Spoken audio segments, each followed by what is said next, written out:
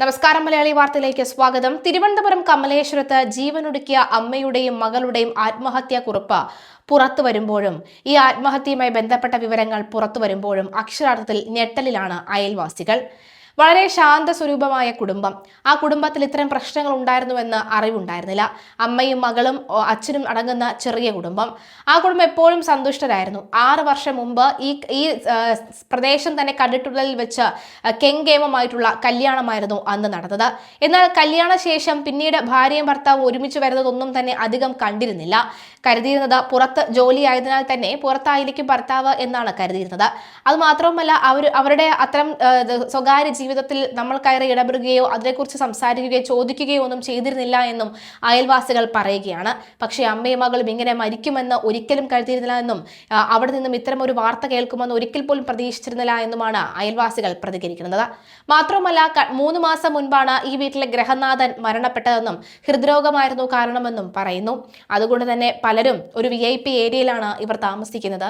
അതുകൊണ്ട് തന്നെ പലരും ആ വീട്ടിലേക്ക് പിന്നെ അധികം ഒരു മരണ വീടെന്ന പോലെ അധികം ആൾക്കാർ വന്നു പോയിരുന്നില്ല.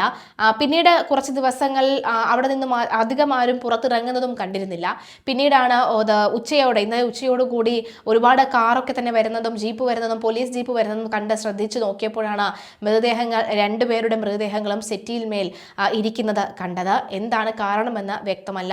വാർത്തകളിൽ നിന്ന് വരുന്ന വിവരമനുസരിച്ച് നമുക്കറിയാം ഇവർ രണ്ടും പിണക്കത്തിലായിരുന്നു എന്നൊക്കെ ഇപ്പോൾ വാർത്തകളിൽ വരുമ്പോഴാണ് അറിയുന്നത് എന്നും അയൽവാസികൾ പ്രതികരിക്കുകയാണ്. മകളുടെ ഭർത്താവിനെതിരെ ഗുരുതരമായ ആരോപണങ്ങളാണ് ആത്മഹത്യാ കുറിപ്പിലും ഉള്ളത്. 6 വർഷത്തെ മാനസിക പീഡനവും അവഗണനയും കടുത്ത നടപടിക്ക് കാരണമെന്നാണ് ആരോപണം. 25 ദിവസമാണ് മകളും മരുമകൾ ഉണ്ണികൃഷ്ണനും ഒന്നിച്ച് താമസിച്ചത്. ഉണ്ണികൃഷ്ണൻ ഉപയോഗിച്ച ഉടുപ്പ് പോലെ മകളെ ഉപേക്ഷിച്ചു. മകൾ കെഞ്ചിക്കരഞ്ഞിട്ടും അവന് വേണ്ട. പിരിയാൻ തക്ക കാരണം തന്നെ ഒന്നുമില്ലതാനും. എന്തൊക്കെയോ നിസ്സാര കാരണങ്ങൾ. അപമാനഭാരം ഇനിയും സഹിക്കാൻ വയ്യ. മടുത്തു, മതിയായി. ഈ സ്വത്തുക്കളെല്ലാം ഒരു പെണ്ണിന്റെ ശാപം വീണ സ്വത്തുക്കളാണ്. ഉണ്ണിയും ഉണ്ണിയുടെ സഹോദരന്മാരും ഈ സ്വത്തുക്കൾ അനുഭവിക്കാൻ ഇടവരുത്തരുത് എന്നും ആത്മഹത്യാ കുറിപ്പിൽ സജിതയും ഗ്രീമയും വിശദമാക്കുന്നു. കമലേശ്വരം ആര്യൻകുഴിക്ക് സമീപം ശാന്തി ഗാർഡൻസിൽ പരേതനായ രാജീവിന്റെ ഭാര്യ SL സജിതയും മകൾ ഗ്രീമ S രാജ എന്നിവരാണ് ബുധനാഴ്ച മരിച്ച നിലയിൽ കണ്ടെത്തിയത്. വീട്ടിലെ താഴത്തെ നിലയിലെ സോഫയിലാണ് 2 പേരുടെ മൃതദേഹങ്ങൾ കണ്ടെത്തിയത്. വിവാഹം കഴിഞ്ഞ മകളും ഭർത്താവും ഒരുമിച്ച് ജീവിച്ചത് 25 ദിവസങ്ങൾ മാത്രമാണ്. 200 പവനും വീടും സ്ഥലവും സ്ത്രീധനമായി നൽകി.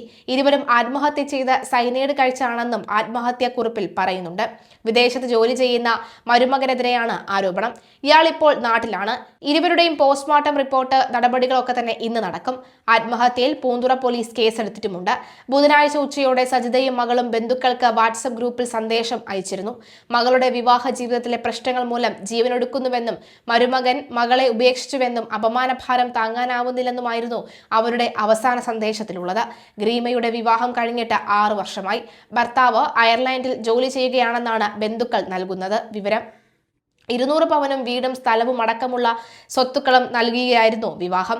ഭർത്താവ് മാനസികമായി പീഡിപ്പിച്ചിരുന്നതായി യുവതി വിശദമാക്കിയതായാണ് ബന്ധുക്കൾ പറയുന്നത്. അടുത്തിടെ ഒരു മരണാനന്തര ചടങ്ങിൽ വെച്ച് കണ്ടപ്പോൾ വിവാഹമോചനം നേടുന്ന കാര്യം ഭർത്താവ് സൂചിപ്പിച്ചിരുന്നു. ഇതിന് പിന്നാലെയാണ് അപമാനഭാരം താങ്ങാനാവുന്നില്ല എന്ന് വിശദമാക്കി അമ്മയും മകളും ജീവനൊടുക്കിയത്.